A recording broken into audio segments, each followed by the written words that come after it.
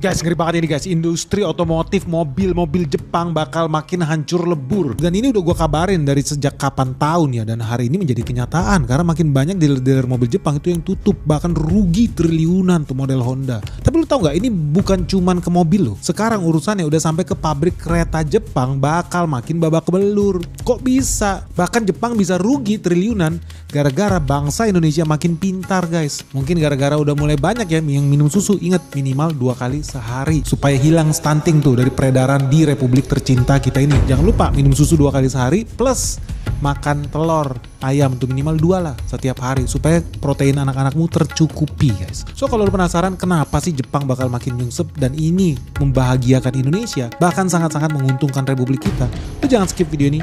Let's check this out. Jadi lu tau gak sih, udah makin banyak pabrik-pabrik otomotif Jepang itu yang sampai bahkan kabur dari Thailand loh. Dan suka gak suka ya, dominasi mobil-mobil Jepang itu makin pudar gara-gara apa? Ya gara-gara mulai lahir kekuatan baru, poros otomotif dari Cina. Dan dari sini udah bisa lihat ya, artinya bakal makin banyak produsen-produsen mobil Jepang yang bakal rugi. Karena sebentar lagi lu bakal lihat bukan pabrikan mobilnya doang yang diambang kehancuran, tapi perusahaan-perusahaan kereta yang ada di Jepang sekarang pun lagi menuju jurang kehancuran. Kenapa bisa? Apa karena Indonesia udah tambah cerdas? Stunting berkurang? Tenang bro, MBG belum jalan maksimal bro. Tenang bro, belum ada 2 tahun nih MBG jalan nih. Tapi Jepang udah kelojotan. Kenapa? Karena saat ini Indonesia udah mulai berani. Indonesia udah berani untuk stop impor kereta Jepang. So apa hubungannya ya Indonesia berani stop impor kereta Jepang dan kehancuran industri kereta di Jepang? Lo harus tahu dulu nih sejarahnya ya, kenapa Indonesia bisa jadi budak kereta dari Jepang. Ya, jadi ini bermula di tahun 90-an lah, waktu Kaisar Akihito berkunjung lah. Dia datang ke Indonesia dan dia lihat kereta di Indonesia kok jelek-jelek. Sehingga dia bilang, wah ini aneh nih. Udah busuk produknya karena kita pakai kereta bekas dari Eropa.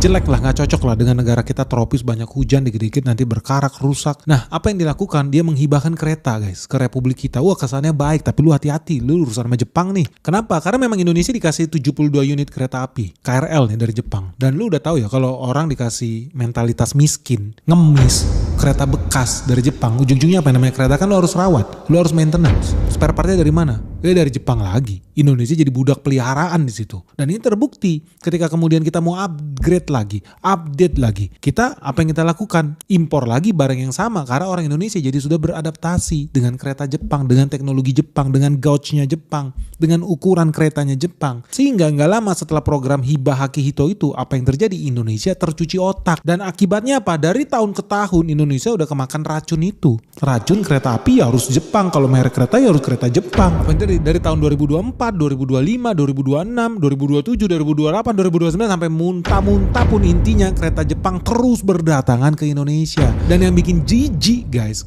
kereta yang datang ke Indonesia itu adalah kereta bekas yang di negara asalnya itu udah dianggap sebagai besi tua. Itu harusnya udah di scrap. Scrap kereta itu hitungannya bahan limbah yang berbahaya guys. Tapi di Indonesia malah kita tampung limbah sampah ini. Lu bayangkan ya, saking bergantungnya Indonesia, membudaknya Indonesia terhadap kereta Jepang, apa yang terjadi? Tahun 2011 kemarin, Indonesia lagi-lagi mau dibudakin ya sama Jepang. Suruh beli kereta bekas Jepang. Padahal kereta bekas itu seharusnya buat Filipina guys. Negara miskin juga Filipina ini. Tapi Filipina ternyata mungkin punya harga diri. Dia tolak guys. Terus apa yang terjadi? Barangnya masuk ke Indonesia. Jadi kita udah makan barang sampah yang ditolak Filipina. Ditolak Filipina malah disembah-sembah di Indonesia guys. Gila, gak ada pride-nya bangsa kita ini guys. Jadi di tahun 2013 apakah berhenti Indonesia menjadi budak? Tidak. Tentu kalau bisa jadi budak seumur hidup, kenapa harus budak 1-2 tahun? Mungkin itu mindset para pengkhianat bangsa ya. Goblok nih kalau dibiarin nih. Ini zaman dulu memang negara kita karena profesornya juga banyak yang gila. Bangga kita jadi negara thrifting.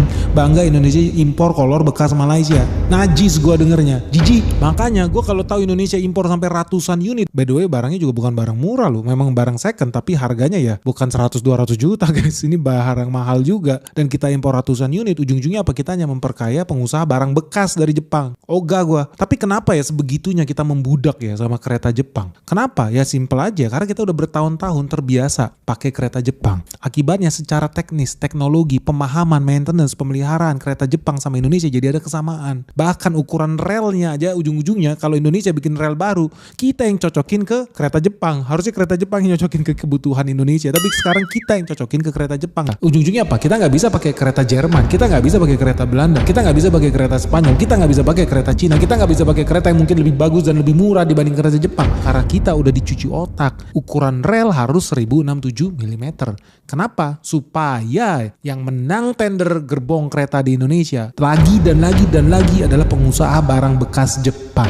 Goblok memang. Tapi ya udahlah, itu faktanya. Kita udah dikadalin sama mereka sama bertahun-tahun. Lu merasa lu udah merdeka bangsa lu 1945 dari jajahan Jepang. Faktanya tidak. Kita masih jadi budak mereka, guys. Tapi ya suka nggak suka, guys, karena memang dibikin juga harganya terjangkau supaya kita nggak punya kesempatan buat berinovasi. Harganya ya sekitar 600 juta sampai 1 miliar rupiah lah per gerbong kereta Jepang itu, guys. Anyway, masa lalu itu semoga bisa berubah, guys. Kenapa? Karena akhirnya di tahun 2023 pemerintah itu sadar kalau kita jadi budaknya barang-barang bekas ya. Apa nggak geli, guys? Lu naik kereta bekas dari Jepang, mungkin bekas orang mabok, muntah di situ. Lu dudukin lagi, lu tidur kali mungkin di kereta itu. Dan ujung-ujungnya sebetulnya lu harus sadar, kita itu melanggar peraturan pemerintah lo impor barang bekas. Buktinya apa? Lu kan nggak bisa impor motor bekas dari luar ke Indonesia, impor mobil bekas ke Indonesia, nggak bisa lah.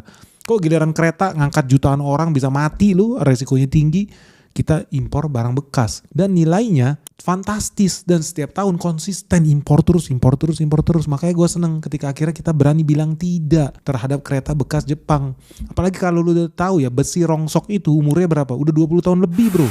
Gila, 20 tahun lebih itu kalau lu punya anak lu udah lulus kuliah, bro. Masih aja pakai kereta bekas. Kereta bekas umurnya lebih dari 20 tahun, guys. Sadis. Tapi akhirnya sekarang gue seneng sih, guys. Setelah 100 tahun akhirnya Indonesia itu punya percaya diri.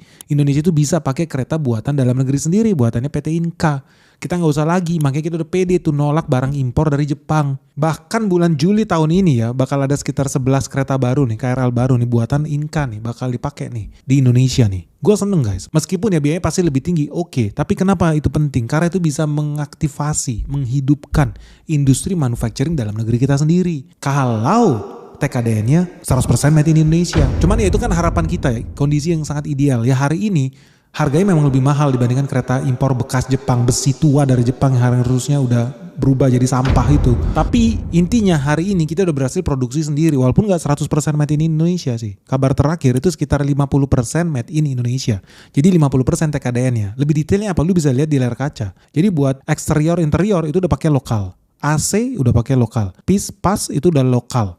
Passenger seat itu udah lokal. Spring, brake shoe itu udah lokal. Yang masih impor apa? Draft gear, transmisi, wheelset, coupler, pantografi, sistem pintu itu masih impor. Khusus untuk pantografi, VVF inverter, static inverter itu kita lagi dalam proses lokalisasi, guys. So bertahap lah. Tapi kalau nggak sekarang ya kapan lagi? Kalau kita nggak pede, nggak berani bikin sendiri, ya masa kita mau jadi budak sampah Jepang aja sih seumur hidup? Jijik lah. Nah ini harus kita sambut baik sih, guys, karena artinya bakal ada penciptaan ekonomi baru.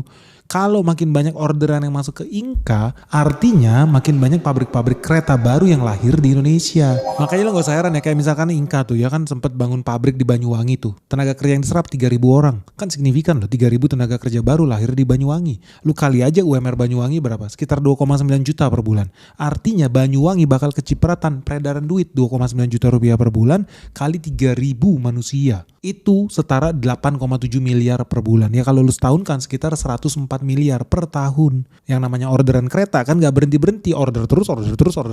Ya kalau dalam 10 tahun aja udah setara 1 triliun lebih, guys. Peredaran duit di Banyuwangi. Cuman karena orang Indonesia berani pakai produk dalam negeri. Produksi dalam negeri. Ini baru dari satu pabriknya Inka loh yang ada di Banyuwangi. Makanya penting nih kita perbanyak jumlah rel kereta api. Bangun terus infrastruktur. Ujung-ujungnya apa? Hidup terus pabrik-pabrik gerbong kereta ini. Inka kita juga tambah cuan. Makin banyak penciptaan tenaga kerja di dalam negeri. Dibanding mentalitas kita, mentalitas pengkhianat bangsa. Impor kereta bekas najis dari Jepang. Makanya gue seneng nih Inka akhirnya mampu ekspor ratusan gerbong kereta ke Filipina, ke Bangladesh, ke Australia, bahkan negara maju kayak New Zealand. Lu lihat kemarin tuh Inka dari Madiun ekspor 450 gerbong kereta api ke New Zealand. Inka ke Filipina ekspor 3 lokomotif dan 15 gerbong penumpang ke Filipina. Australia negara maju, kita ekspor 3 platform lokomotif ke Australia. Jadi kalau yang bilang Indonesia produk jelek, jangan salah lu. Orang bule aja sekarang udah kebalik. Mendingan pakai barang Indonesia. Dan kalau makin masif ya pembangunan pabrik kereta api di Indonesia, Indonesia bisa jadi salah satu eksportir kereta api loh terbesar di Asia. Kenapa? Karena market size-nya jadi ada, kuenya jadi ada, karena kita bangun terus relnya. Kita butuh gerbong-gerbongnya, lokomotifnya, keretanya. Ujung-ujungnya secara ekonomis kita udah masuk ke skala industri tuh buat bikin produksi dengan kualitas yang tinggi, harga lebih murah. Karena kapasitas industrinya, scalability-nya jadi masuk guys. Nyambung gak lo? Jangan lupa segera like and share video Benix sebanyak-banyaknya. Semoga video ini bermanfaat. Semoga Indonesia tambah berjaya terus guys. Salam sehat, salam cuan. Bye-bye.